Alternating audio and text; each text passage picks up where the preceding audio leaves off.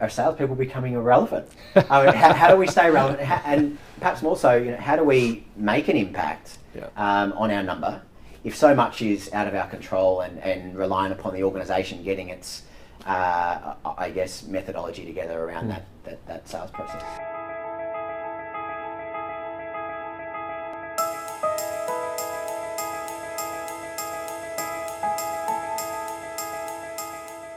In your keynote, you spoke a lot about, I guess, historical sales process was very much a push model. Yes. Outbound, using the phone.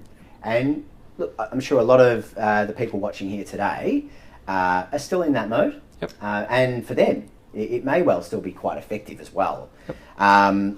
But obviously, more and more, the buyer has the information that they need at the disposal. Yep. They don't need a salesperson to educate them on what they could otherwise learn online. And often, as I think you say, the buyer is as informed and sometimes more informed on what's available to them than the salesperson themselves. So with that, you've spoken a lot about, I guess, the buying journey rather than the selling journey, and us mapping organisationally the sales process and the marketing process more so to the buying journey, and having salespeople get involved at the latter process and not so much at the earlier, and nurturing that client through a marketing funnel. Yes.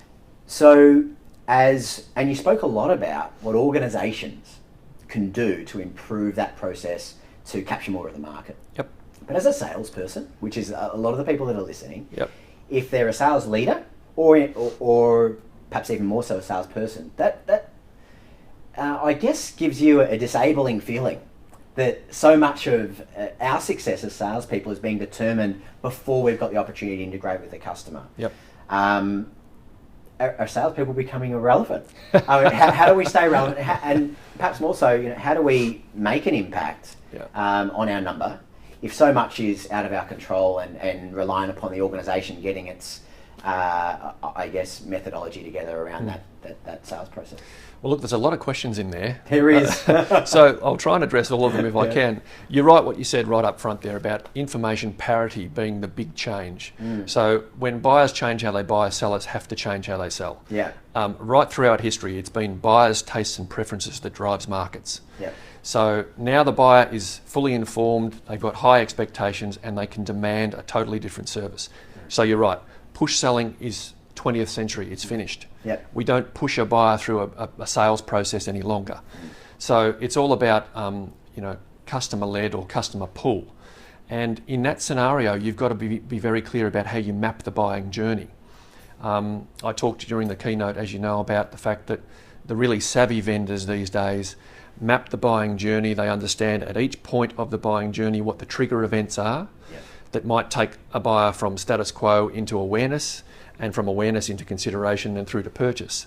Ultimately, what we're trying to do is get them through to the first purchase, but then, through to loyalty, repeat business, customer advocacy. That's the ultimate aim. And to do that, you've got to understand what are the trigger events. You've got to look at what the messaging, buying stage appropriate messaging is along the way. You look at the tools as well, what tools are used at each of those stages in the buying journey. Yep. And then you map all of the touch points. Once you do that, and I'm doing that every week now with clients, once you do that exercise, you start to say, this is not a sales process anymore. What we're doing is just creating a buying aligned process so that the vendor can follow the buyer and educate and help the buyer. We're no longer selling, we're actually just educating.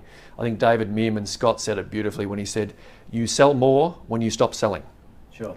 So I think that's where the savvy vendors are going. People like HubSpot, Salesforce, some of those sorts of organisations are doing that very well now.